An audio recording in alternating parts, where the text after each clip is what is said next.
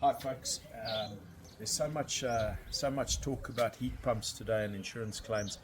I just wanted to give you a little bit of a insight into a heat pump and the challenges that we face with heat pumps when we deal with them on a day-to-day basis. You always hear the thing, but it's just a geyser, it's just a geyser. Come in, let me show you, it's not just a geyser.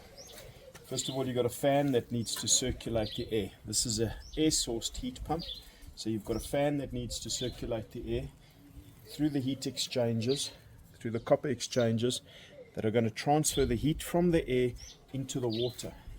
There's a gaseous exchange that happens over here that's driven all by a pressure rating on the side of it. So depending on the pressure, almost exactly the same as a air conditioner. And the real part I wanted to show you is the electronics to it.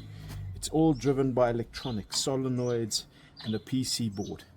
What happens in South Africa when we have load shedding? We get problems with these devices. This thing is supposed to be maintained annually. You're supposed to service the unit, clean the air filters, clean the exchangers, flush the circulation pump so you descale the unit, and then it's going to be working optimally. If you don't do the maintenance on it from day one, you prejudice the warranty on the unit. The point of the exercise is to show you it's not a simple device. It's not an easy tool to work with. Yes, they work.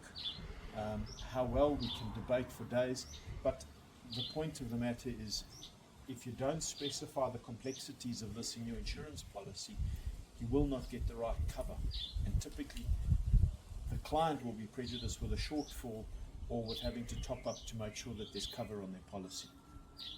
It's not just a geyser, guys, it's a machine.